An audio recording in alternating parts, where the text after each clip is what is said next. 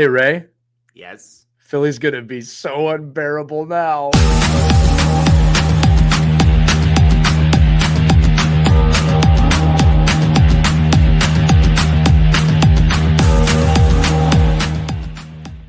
Good morning, good afternoon, good evening, wherever you are. We hope it is good. Welcome to another edition of Geeks Who Like Sports. As always, I am Ray Carsillo in traffic-riddled California. Joined my best friend over in Philadelphia, Pennsylvania. Eagles! My best friend, Elias. Woo! Philly's always unbearable. Ray, ask me how I'm doing today, Ray. How are you doing, Lee? Buddy, I'm doing pretty well. You know, listen, Super Bowl victories don't solve all the problems, but they do give you a little bit of happiness for an amount of time. The euphoria doesn't last forever, but boy, was that a fun game for only people in Philadelphia. It wasn't a fun game for football fans. It wasn't a fun game for Kansas City fans. But if you're a Philadelphia Eagles fan, man, listen, let's just dive in. By the way, just for those of you watching the show, we always print out our rundown. I got my rundown right here, Ray. Today's rundown. Wait a minute. That was last week's rundown. Here it is, Ray. This week's rundown. Super Bowl LVIII champions, the Philadelphia Eagles. All right, listen. It is going to be a football-heavy show, for sure. It's going to be an annoyingly heavy Eagles show. Yes. But listen, people listening, hear me out. Because there's a lot of, I'm going to give different takes today than I think that you're hearing on the TV. All right. The Eagles absolutely dominated the Kansas City Chiefs in the Super Bowl, 40-22. That makes it look closer than it was. Yeah, that couple of garbage time touchdowns there. They could have easily put up 50 points, I think, if they really wanted to. Yes. And the two touchdowns that they got at the end were more give us the ball back touchdowns, which is really not great in a Super Bowl environment, but that's the truth. This game was so out of hand that Kenny Pickett played the last two drives of the game for the Eagles in the Super Bowl. This was a preseason-esque blowout. I can't remember the last time a team. I mean, this goes up there with the Seahawks beating the Broncos 43-8, the Ravens beating the Giants. It was a 31-7, 34-7. This goes back. This harkens back to an era of football. This harkens back to the 80s where every other Super Bowl was a blowout of some sort. But this was an embarrassment for the Chiefs. It was. And I don't want to rank them per se, but the thing that this one had was the denial of that three-peat, which I'm not going to make it about. No. But that adds a little something to it. Like, this was not just some team extra sauce on top. Yeah. Yeah, well, I mean, this is a dynasty team. They are a dynasty team, whether they win or not right now. They've been to 4 of the last 5 Super Bowls, and they've won, 4 of the last 6 and won 3. Right. The funny thing going around Philly right now is that now we're 2-time dynasty deniers because 3-peat deniers because we beat the Pats too, obviously. Right. But here's the thoughts I have. And again, look, we're not going to get into deep analysis here. You can watch all that on the TV. Mm-hmm. Ray, the thought that creeps into my head, there's a thing that we call Philadelphia pessimism. All right. Mm-hmm. Which we've all earned over that 27-year, 26-year time period. We won nothing. We watched everybody else win but us. Literally everybody. The Cowboys won. The Washington football team, formerly called the Redskins, won. The Giants won. But we didn't win anything. We got close. So, and this isn't true in just football. I mean, like the Mets had done well. The Yankees had done well. It's just everyone around us had won. The Devils. It's just Rangers in that time period. It doesn't end. So I think people my age and older have this, maybe we'll win. I don't want to get ahead of myself. And it was funny, Ray, because watching this game at halftime, I felt like, okay, this was my thought. You were like, this is over. And I'm like, well, Chiefs are a good team. They always come back. This is a nice lead. Looking back at it now, I'm like, oh man, we were dominating at halftime. And then, pretty early in the third quarter, it started creeping in my mind of like, we're going to win this game. This is not going to be close. Yeah. You're going to laugh at this. Never experienced that feeling ever in my life in any championship environment. It was completely new and extremely uncomfortable sitting there like, oh, we're going to win. Yep. I've never felt that. I know you have felt that many times with some of your championships, but it didn't. Mostly with the Yankees, yeah. Yeah, it didn't suit the Philly pessimism well to be like, oh, we're just going to win. So that's the first thing.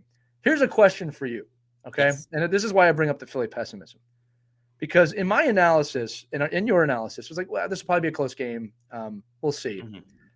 With a hindsight 2020 thing now, and this is where I want to know if this is unfair. I think that it might have been more obvious than not the Eagles were going to not just win this game, but do very well. I don't think the domination of this game was expected.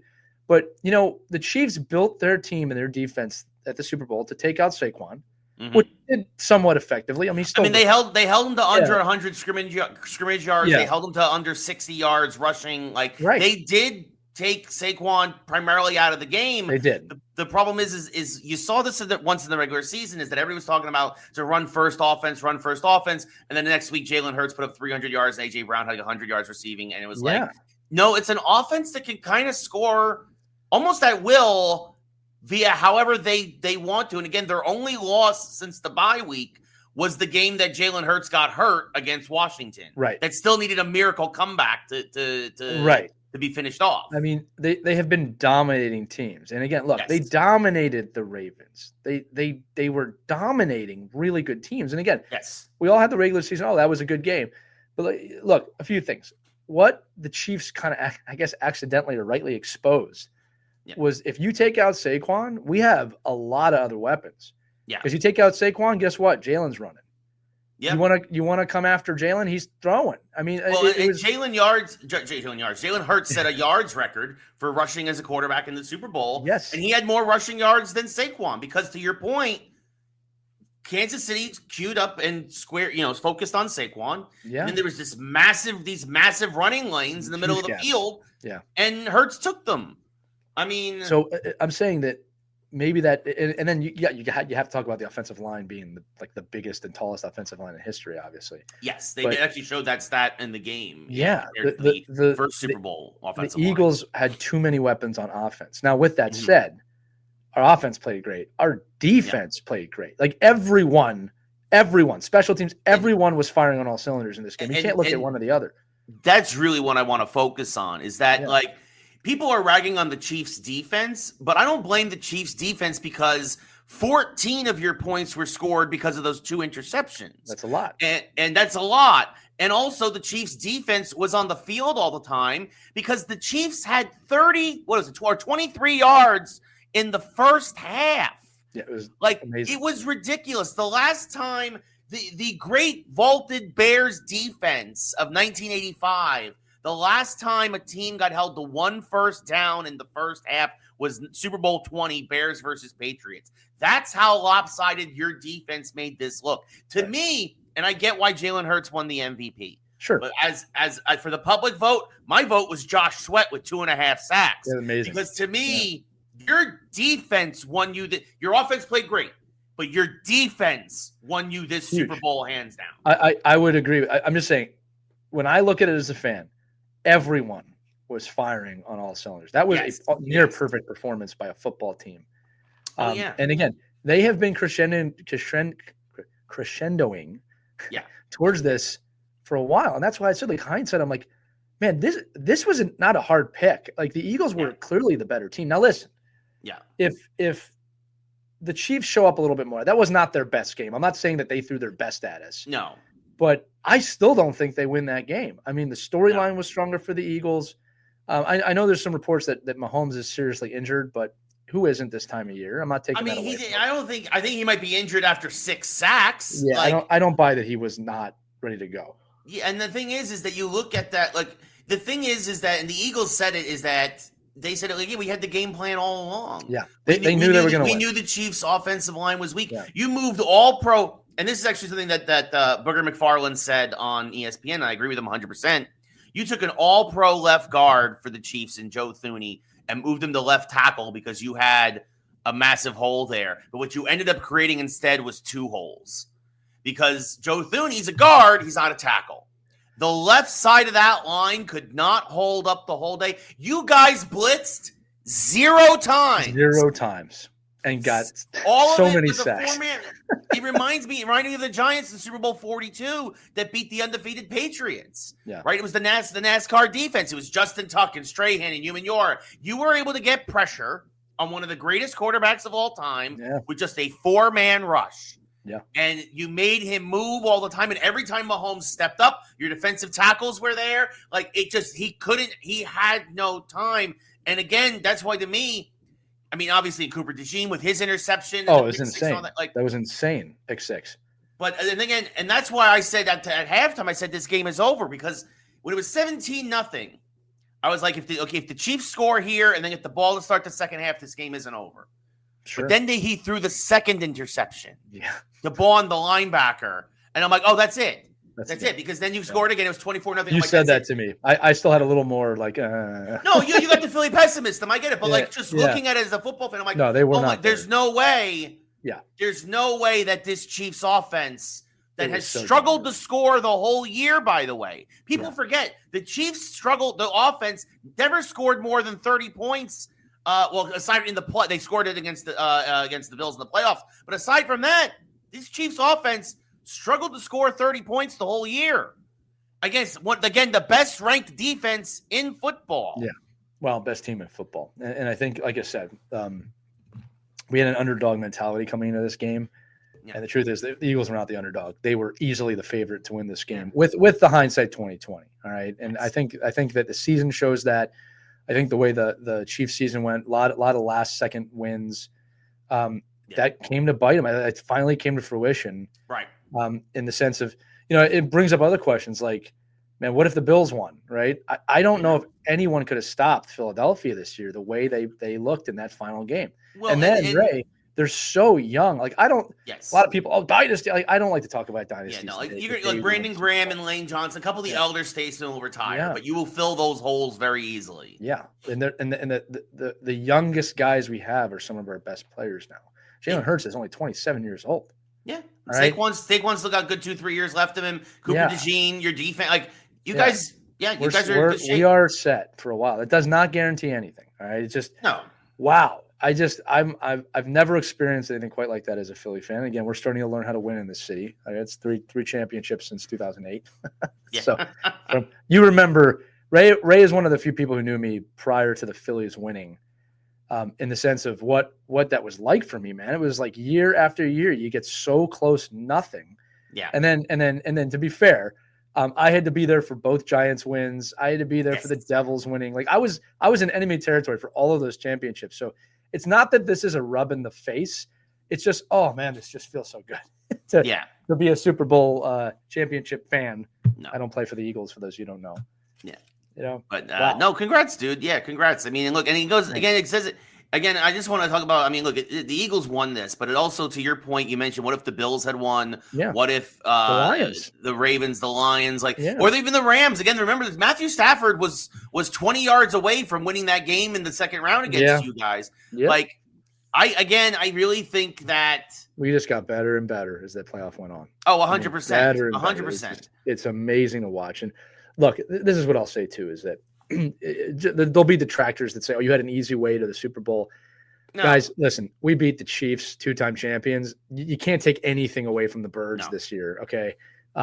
You can't take it. First off, that would also be insulting to the Commanders, who earned their right into that game. Yeah. Another up-and-coming team, by the way. That's going to be a fun rivalry moving forward. Yes, Philly and Washington are going to be butting heads for a while as the Cowboys and the Giants continue to rebuild. Yeah, and your time will come. I mean, what is the Giants' reaction to Saquon? Because again, what I'm hearing is obviously it's rightfully devastating in the right ways for you, but most Giants fans seem pretty like, I'm happy he won. He's not a bad guy, I honestly, I'm not mad at him. I really don't care, I mean, it's good. Yeah, good for him. I'm kind of just like, I mean, no offense. He's not a Giant anymore. I'm concerned with the Giants. I'm glad for him. I don't know why he's not a bad dude. Like I'm not wishing ill upon him. Right. No, I don't think. Again, I'm wishing more ill upon my GM than I am on Saquon. I was just going to say that. I feel like there's more anger towards the organization itself at this point. Of like, how did you screw this up? We're not mad at the players. We're mad at the owner and the GM. Yeah. I think you have a right to be after that. So we'll see what happens. Yeah. But let's just give Howie Roseman a lot of credit for putting this team together. Best GM in football. How about this too? The Carson Wentz trade when we sent him to the Colts. Yeah. What that built in this current lineup. Well, there's only 4 players on this team that were on the 17 championship team. Think about that. Yeah, it's almost Brandon Graham, Lane Johnson, and a couple others. Yeah, I mean, that's it. Yeah, right. It's amazing when you think about what they accomplished this season. But the Eagles, and I'm also proud that you and I tied in the. Yes, we both finished 9-4 in our playoff picks. Which that's not bad at all. That's pretty good. That's pretty good. Good. And the ones that we didn't win were shocking to everybody. Like Washington, Detroit. Yeah. So, wow, what a great season! And I'll just say it as a Philadelphia fan, just such a wonderful feeling. Philly loves this team. They love the Eagles, and I got to bring it up again after Week 4, the uncertainty. We have got to give Nick Sirianni credit here for what he has accomplished this season, especially after somehow surviving last season and not getting fired. Yeah. But it's like he got the right coordinators, the right people. He put the pressure on himself, and he's a Super Bowl champion. He's young too. Yeah. Another young guy. Yeah. And I mean, and speaking of your coordinators, Kellen Moore is likely going to be the coach of the Saints now. Yep. But also congratulations to Vic Fangio, who 38 years a coach in the NFL, gets his first Super Bowl ring as the defensive coordinator. He's an NFL lifer. Well, he's an architect. He architected that defense too. And like you said, when they won the game, I mean, he might have been the MVP. Yeah. That actually brings up another question. Do you think the Super Bowl should have a offensive MVP and a defensive MVP, or just the one MVP? No, I'm okay with just the MVP. I do wish, though, that there was less of an onus on the quarterback because I feel like I feel like, and I get it, because the defense played so well, it'd be hard to pick just one defensive player. But again, in my opinion, I voted for Josh Sweat because of 2.5 sacks. Yeah. And 6 tackles. Yeah. I mean, it's to me, you're deep. I mean, I get it. If you want to look against one individual player, then I guess Hurts would have been the guy. Especially after that Smith touchdown. Yeah, he earned it. He earned it. He earned the MVP. Same way Foles earned it in the last Super Bowl victory. Sure. I just think that, I don't remember the last time a defensive players won that. Do you? No, that's the thing. It's been I think it's been 30 years. Or something. It just doesn't happen. I mean, but to me, though, your as good as your offense played, to me, it all starts with your defense. Sure. We said it. I said it last week. It was going to come down to the front four, getting pressure on Mahomes. But who would have guessed they would have had 6 sacks, the forced fumble, recovered fumble, they bent him in half. It was what? Oh my God, yeah, no, like I said, if he's hurt, he got hurt after during the game, not before. Holy cow! And then another stat that surprised me, Ray, and I mean that just surprised me with all the kind of hatred I was hearing before the game about just not wanting to see these two teams. Mm-hmm. Apparently, this is the most watched Super Bowl in history. Now that is a track that has trended over the years. I mean, it gets more and more popular every year. Yes, but I also think I'm going to guess. No one said this. I'm going to guess there's some better ratings now, or better ways of figuring out how are you watching the game. 100%. Because obviously they're tracking YouTube TV and all the streaming now. But the most watched Super Bowl of all time, I wasn't expecting to hear that.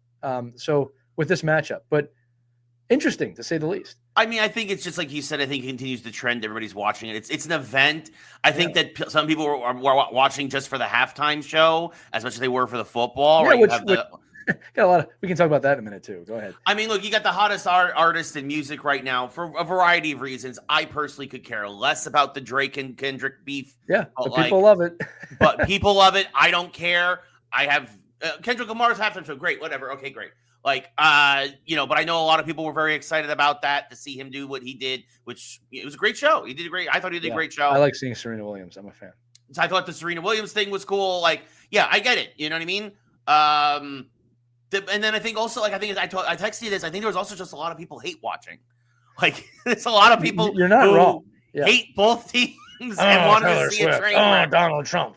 Philadelphia. Kansas City. They just anything. There's a lot of things to hate on that Brad. Taylor Swift, everything. If Kendrick you like Lamar. To hate, this was the Super Bowl for you. The Super Bowl of hate with the city of brotherly love.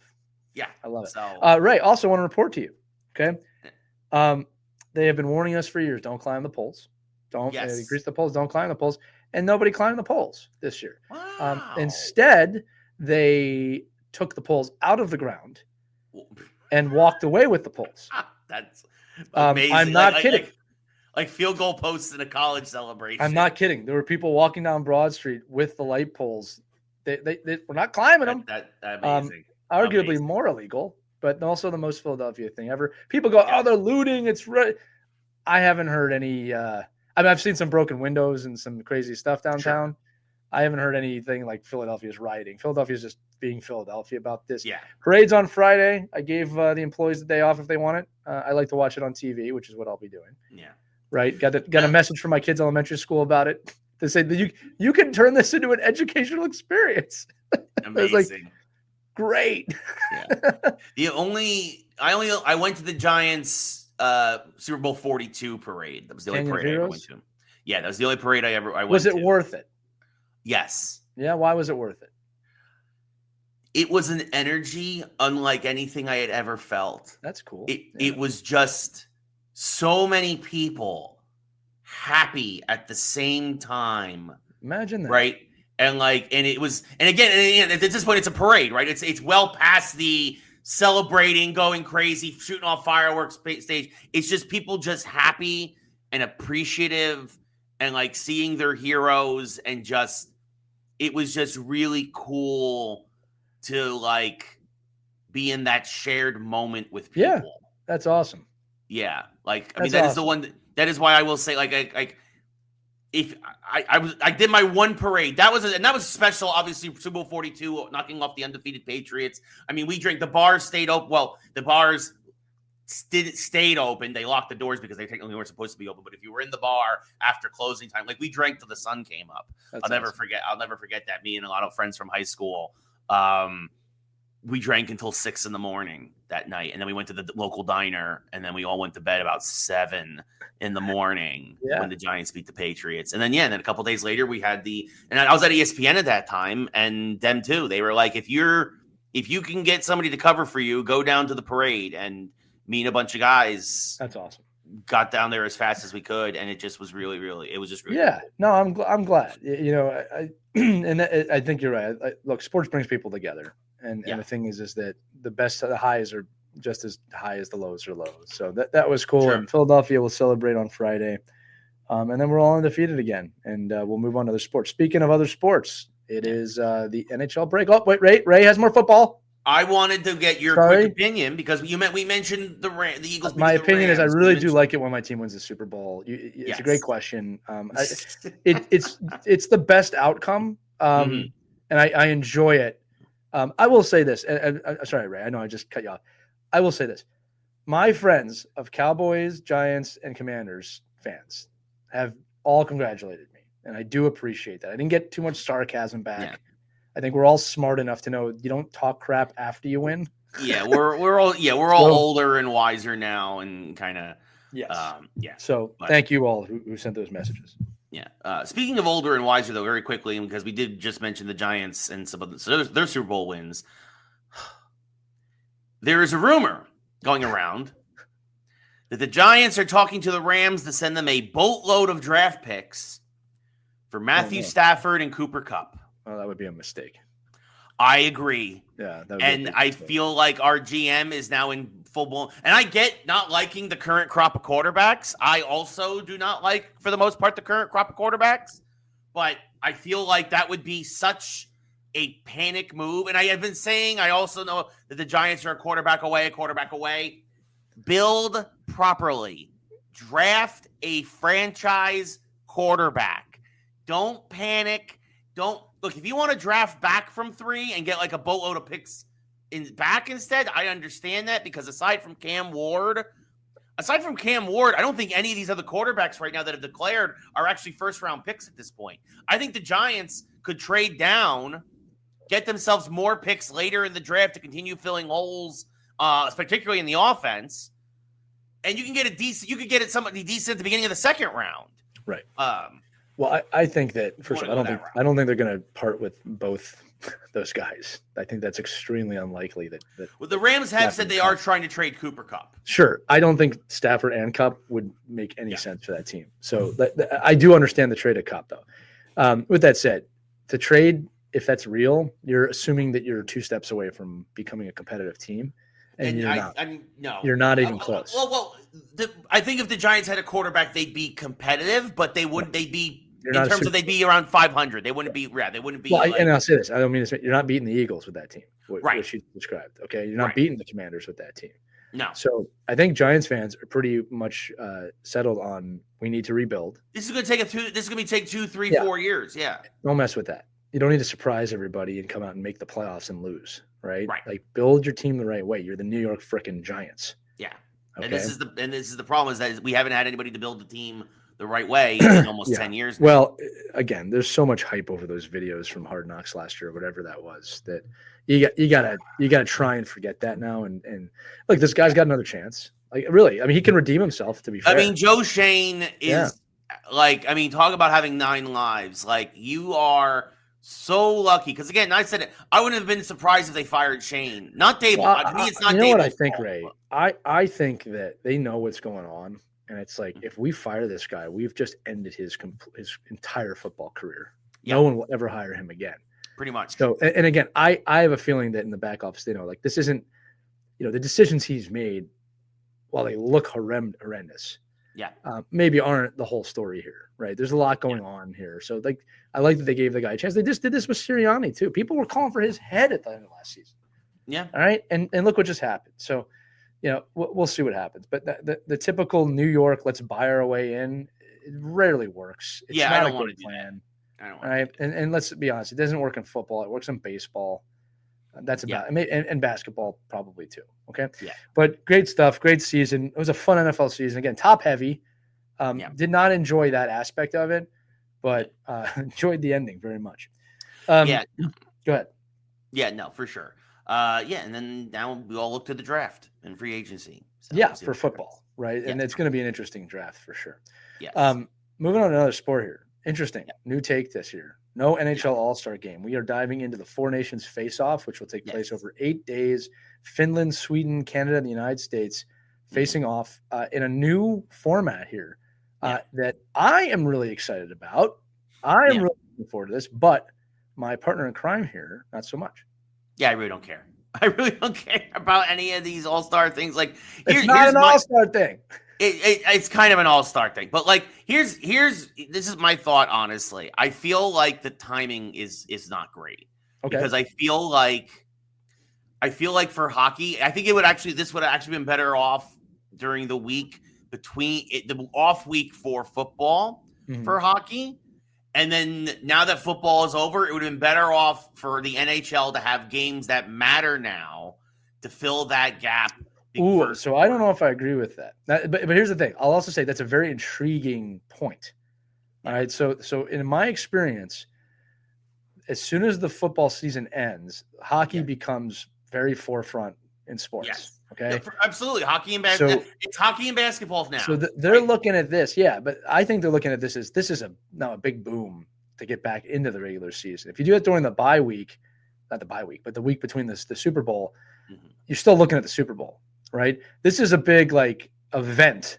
Everyone can get behind one of those teams in this. I mean, everybody in the USA can get behind USA. Sure. Yeah. I'm going to be rooting for USA, but I'm not going to be watching, but I'll be rooting. Right. Well, we'll see about that. Maybe you will end up watching depending on how this goes. Now, listen, this is what I'll say. This is not an all-star game. And the insider information that I have is the NHL wants to create their own World Cup of hockey and have it run every 4 years. The Olympics are becoming a problem with some of their destinations. It's not logical for the NHL to send their athletes to Pyeongchang or other places like that.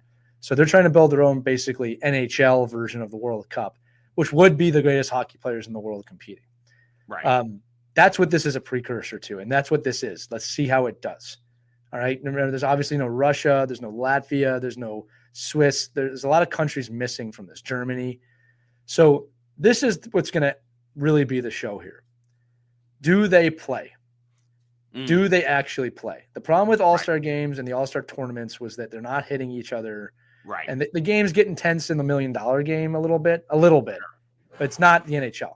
Right. My gut tells me, knowing hockey players, you put the Maple Leaf, the USA, the Somi, the Kings. The three. You're going to play. Yeah. You're going to play. Because now if you don't, you're not just disrespecting the all-star game. Now there's something higher on it. And I'll tell you what, Ray, the teams are bringing in all the stops. Like the USA team brought in the 1980 Miracle team. Like people are showing up for this thing. So I have a feeling this is going to be way more intense than all-star level hockey. All right. No one wants to let their country down. And when you put on that uniform, it changes things. So it's an 8-day tournament. It's pretty simple. USA plays Sweden, Canada plays Finland, Canada plays USA, Finland plays Sweden. Everybody plays each other once. Yep. It's a round robin, and you get to playoffs, and then you're in a championship game for your country. I can't tell you who's going to win. Everybody loves saying, oh, obviously Canada's going to win. I can't tell you that. Nope. I mean, I can't tell you that. All right. I would not count out those Scandinavian teams, number one. All right. Number two, if I said Philadelphia, USA has the best goaltending. Canada has Sidney Crosby. Guys, I don't want to say this. Sidney Crosby's not young. Okay. No. He's an older athlete. He's still great. He's still clutch. But these are great rosters. I mean, they have Austin Matthews on Team USA. Yeah. All right. But they do have Connor McDavid. You see where I'm going with this, right? Yeah. This could be a very good tournament. Okay. Now, I will say Canada and the USA have the stronger teams over Finland and Sweden. Sure. But you just never know what's going to happen. You never know. So I'm looking forward to this. And my hope, Ray, I hope it gets so intense that the USA is in the final and that you there's an inkling of, maybe I'll watch that. That could be a good game. Depends on what else is on. Depends on the time, Sure. The first game is, because you also remember the first game is 5:00 my time tomorrow. Yeah. Just which isn't exactly over here. We can watch together. It'd be great. Well, then it'll be 8:00. It'll be a lot easier. It'll be easier for me to watch it at that time. I find solutions. Yes. So, also, real quick, speaking of watching, before we move into the geek section, did you enjoy any commercials for the Super Bowl? That's a good question. So this. It's always a little different when your team's in the Super Bowl. Yeah. When your team's not in the Super Bowl, you love the commercials. You're there for the commercials. Yes. When your team's in the Super Bowl, you're like, all right. No worries. Whatever. I want to get back to the game. The what was it? The Tostitos one was a little jarring. Not Tostitos. The alien that gets crushed by the ship. Oh, the pizza rolls. Yeah, that was pretty. Yeah. I was like, oh, that's kind of an old school commercial. I thought that was funny. My kids were like, what? What happened? I was like, they crushed the aliens, and then they were like, awesome. Like they so I think that worked. Which one stood out to you, Ray? Because like I said, for me, this is easy. This is why I brought it up. Because I actually got a prop today. Because I always get Dunkin' before the show, of course the Dunkings $6 breakfast box now with Ben Affleck. I thought that was hysterical. Yeah, the those battle are good. Between the Dunkings coffees versus obviously the Starbucks. Starbucks. And I mean, Belichick was great in that. Like, Belichick was hysterical in that. Yeah, they did a good job with that. I like the one, actually, speaking of that, right? I like the one with Matt Damon and Beckham. That was pretty cool. He's looked like Matt Damon. No, not really. I mean, I like those. Those guys seem to get that. Yes. But yeah, the Dunkings ones are really good. Somehow they've managed to create something really funny in that. Yes. But yeah, they were okay. I mean, the commercials weren't. It wasn't a great year for commercials. Yeah. There was also a lot of commercials that kind of had like a message. Yeah, the Tom Brady Snoop Dogg one, I thought that was actually pretty good, pretty powerful. I mean they were well made. Don't get me wrong. Yeah. But it was definitely less of an emphasis on comedy this year and more about bringing people together. Yeah, which is good. Freedom is not free. And, I thought that was good. Like, the Harrison Ford Jeep one was actually very very well done. He's such a good actor. Like just the way he did that, it felt like my grandfather or grandmother was talking to me. Yeah, 100%. Yeah, it reminded me of my grandfather. Absolutely. Yeah, and I never met my grandfather, so that's a pretty proud statement. Yeah, wow. I just like Harrison Ford's your grandfather. Even my last name's Ford. That was really good. That was just well done. Yeah. So he clearly doesn't give a shit anymore. It's awesome. Yes. But yeah, they were okay. They weren't. Winning the Super Bowl was the best part for me. Yeah, I don't blame you. I think that's fair. Yes, 100%. Oh, and my son is old enough. This is cool. So you were with me the last time we won the Super Bowl. That's right. And my son had just turned 4 the day, or he was turning 4 the next day. That's right. He's 11 now. Give him a Switch. Yeah. You give him a Switch. Still have it, right? He plays it all the time. He's 11 now. Okay. And so this was really his first championship he could enjoy. Yeah, this one he'll remember. Yeah. And what was cool is being there together in the championship moment. And then, Ray, I didn't say this in the open. We went outside right after. I told him, come outside with me. Yeah. And you could hear, it sounded like the end of Star Wars Return of the Jedi. Like people were coming out. You could hear cheers, fireworks going off everywhere. People honking on the streets were high-fiving. So people just screaming, go Birds. Like it was a really cool moment to kind of hear your town come to life. And obviously this was happening all over the Philadelphia area. Yeah. Right. But that's something I've never seen before. Right. Mainly because I wasn't in Philadelphia the last time. Right. But like you come outside, it's like, oh my God, you can hear people everywhere. I mean, you really start to see what this means to people in those moments. Right.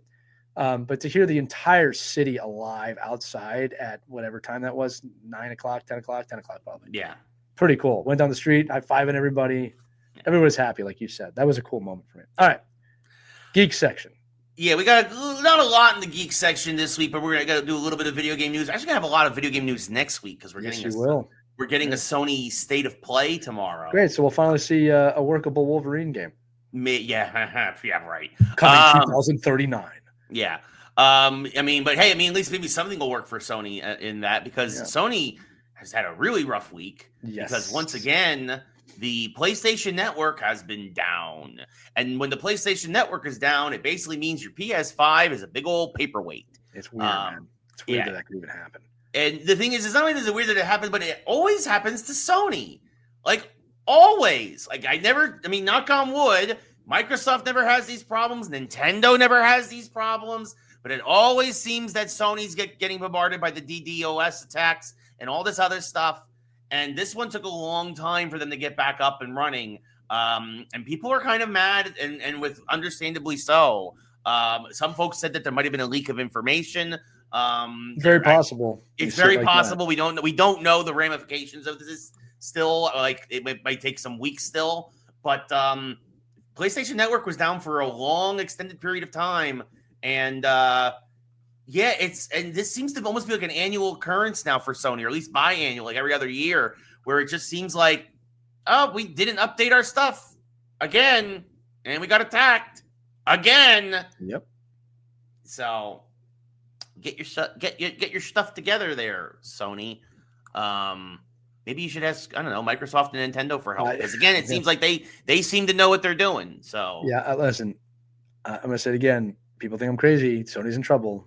This is not going to go over well. I heard rumors they're even looking at their next console already. I'm like, okay, guys, like, let's pump the brakes here. This is not smart business. So, that's a long time to be offline, man. Yeah, they're the PS5 Pro was a disaster for them because again, you're getting diminishing returns from the hardware. Yeah, like they don't have any. So basically, people are like making fun of Microsoft for putting Microsoft games on Sony. This is a lifeline to Sony. Like the fact that they're like, this is they like, otherwise, it's money in Microsoft's pocket. That's what they care about. Microsoft's like, oh, more money? Sure. Great. But like the fact that Sony has, again, maybe we'll see something special tomorrow. Maybe we'll see something that, and we'll talk about it next week. But Sony doesn't have anything impressive on the horizon right now that isn't Microsoft related. It's not a good sign, and that's not good business. Like in the industry, and especially in a time when the industry in general is hurting. Again, the only place who's thriving right now seems to be Nintendo. Surprise, surprise. So, sorry, my microphone was having problems there. Look, I completely agree with you. It's just a loss of direction, and again, it's also just the money, man. Like Microsoft has so much more than Sony. Yeah. It's not close for those who don't realize. It's not close. Yeah. All right. It's like the sun and the earth size difference. Okay. And Nintendo's in its own world. Literally and figuratively. So Sony, this is a rock bottom moment. We'll see if they bounce back again. But I just think PlayStation's days are numbered. I think that a merger or something like that is likely to happen. Or they're not going to be a console company anymore. But we'll see. Well, the thing is like what's made Sony even last as long as they have is that they have the install base, right? They sold a lot of PS5s. They sold more than Microsoft and the Xbox Series X's and all that stuff. But the problem is that Sony has they stopped innovating. They're continuing to use the outdated model of system, half step with a Pro, and then another full system. And again, if you don't have the software, if you're not selling the games, you're not really making any money. I can't. I think I bought like 5 games. I play 100 games a year. I think 5 of them were on PlayStation. Yeah, it tells you something. And their exclusives are just not strong enough to keep people coming back, and that's the problem. So we'll see what happens there. But a week-long outage, that's a problem. Yeah. And it can't happen. Yeah, it's really bad. And speaking of, we mentioned Nintendo, we mentioned Microsoft, and we mentioned Sony. And actually, right now, I should mention, let's see, we got 11 major companies have declared for this. So the video game industry has been looking to try to do something to replace E3, right? I think a lot of folks realize that while Jeff Keighley's Summer Game Fest thing is nice, it's A, not as big as E3 used to be. B, people do not want to be beholden to Jeff Keighley, who is basically the Elon Musk of the video game industry at this point. And Jeff does, honestly, look, he doesn't put on a great show. He's doing it to line his own pockets more than he is to promote the video game industry, it feels like. So the video game industry is trying to take control, and they have announced the Interactive Innovation Conference. It's the ICON convention for next April 2026 in Las Vegas. And Amazon Games, Disney, Electronic Arts, Epic, Nintendo, Microsoft, Sony, Take-Two, which of course is the parent company of both 2K and Rockstar, Square Enix, even Warner Brothers Games, who I don't think will be around by next year, and Ubisoft, who I also don't think will be around by next year, have all declared for this, which is a big deal because that was one of the things that killed E3, was a lot of these companies starting to pull out of E3. So the fact that you have those 11 massive game makers already on board is a good sign. We'll see what happens as we get closer. But I do think the industry needs something that is more industry focused and not necessarily press or user focused to kind of be like, let's get together. And I know the DICE Awards do this a little bit, but the DICE Awards, it's also kind of like it's a weird thing because it's an awards show, but there's also a conference going on and there is some networking, and it's like something that is just solely dedicated to conventions and showing off new stuff and kind of like, what are we going to do to push the industry forward over the next year? I think is a good thing. It's particularly in a time when the industry as a whole is hurting so badly. Right. Lee, what are your thoughts on the ESA and everybody else trying to do this new convention called the ICON Conference? I think forward progress is a good thing. I think that no movement is bad, right? And I think that's where the gaming industry has been. It's been an actually negative movement. It's been going backwards. Yeah. So if you don't get some forward progress, pun intended, things are never going to change. So I like competition because competition creates results. Whether this is a direct competitor to Keighley or not, it's a good thing, right? It creates talk, it creates buzz, it creates results. And that's the gaming industry has got to do that. I also think the leadership has no idea what they're doing. No. With that realm.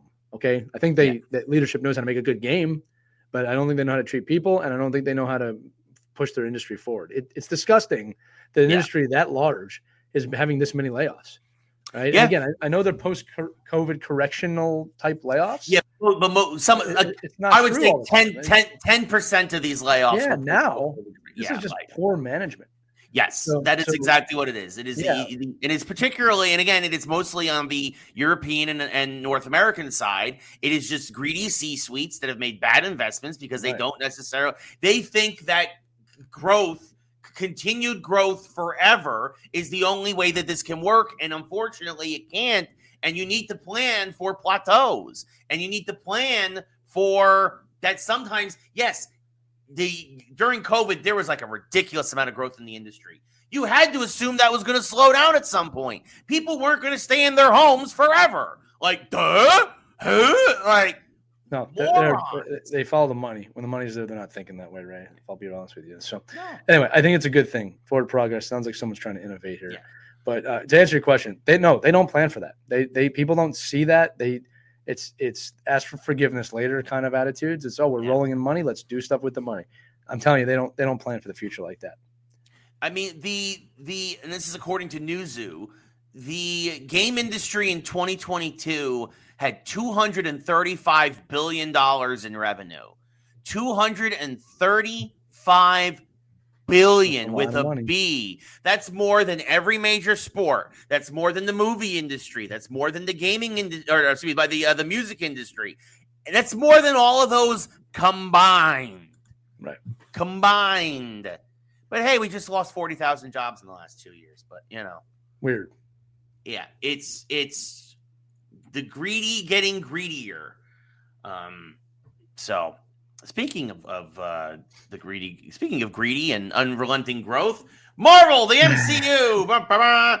We are on the cusp of a slew of new Marvel movies. Just this week, Captain America. I'm not going to see it this week. I'm going to see it next week, because I got invited to a screening, and I'm poor right now. So if I can go to a screening for free, that's for me. So I'm going to wait a week to see Captain America 4. But yeah, we got Captain America 4 coming out this week. Lee, what are your thoughts on the next phase of Marvel? The trailer. So it's Captain America 4, Thunderbolts, right? Yes, and then Fantastic Four. Yeah, it sure does feel like Marvel from before. It sure does feel like it's not the endless multiverse phase where it's like, where are we going? It sure feels like there's a story here that we want to watch and be told. Yep. All right. And that's what I'm most excited about. This Captain America film sure feels like a phase 2, phase 3 film. Thunderbolts feels like a phase 2, phase 3 film. Yeah. We'll see where Fantastic Four goes, but that also feels like we're back with RDJ. It feels like we're big enough to building up to something big. Which is they lost their way. They took almost a year off, if I'm not mistaken, right? Yeah. In film. And that's what I'm hoping for. Like, let's get back on track, guys. We were really enjoying that. And you guys got too bloated, with your poor leadership. And now it feels like it's back on track. So very excited to see Captain America. And what I think is exciting, Ray, too, is not really sure where they're going to turn the story. The trailers for Captain America, the trailers for Thunderbolts and Fantastic Four look like great individual stories. And we don't really know how they're going to connect to the larger MCU. In fact, if I'm not mistaken, the last MCU film was Deadpool. Right? I mean, which probably doesn't have too much to do with the larger MCU outside the anchor being comment. Right? So we'll see what happens here. I'm excited about it. Yeah, no, it's gonna be fantastic. I think. I'm really looking forward to. I think Thunderbolts is gonna be better. I'm most looking forward to Thunderbolts. I think Captain America is gonna be good. I'm curious to see. I worry that there's gonna be a little too much going on in Cap because we're gonna have GW Bridge. Yep. We're gonna have Red Hulk, and we have the leader, right? Like you could very easily tie them all together. Like I feel like GW Bridge is like the henchman pawn. Obviously, Red Hulk is the victim / secondary pawn, I guess, of the leader. But you gotta be careful with a villain like the leader because he's not like a physical villain, right? Like he's just like a mastermind, and like he could very easily be done cheesily. So you need to be careful. Yeah. But I don't know. I'm still excited for it. Yeah. Yeah, I'm excited for it too. Anytime you have a Red Hulk, you gotta ask, is real Hulk gonna be there? Probably. Right. But probably not in this one. No. Well, the Hulk's going to be tough to bring back in because of his son that they just decided to add in for no reason. Just threw in at the end of She-Hulk, yeah, which was a bad call, but at least as of now. But yeah, and then Thunderbolts looks really great. The trailers look really fun. We'll see if this leads into that, which would make sense. Yeah. And then Fantastic Four, the trailer was really excellent.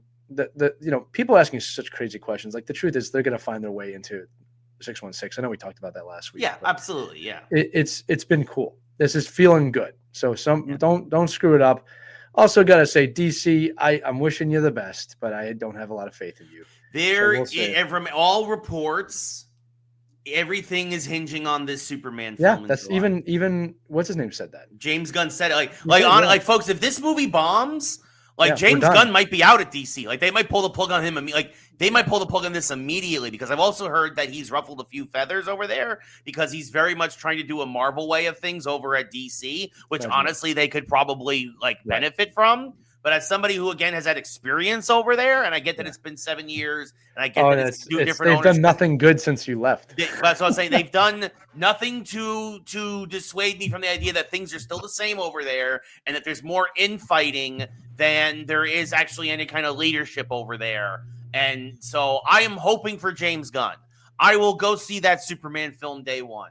But boy, am I worried about Warner Brothers and DC. And I do not care at all about the Robert Pattinson. I do not care about Batman 2. I forgot it till you said it.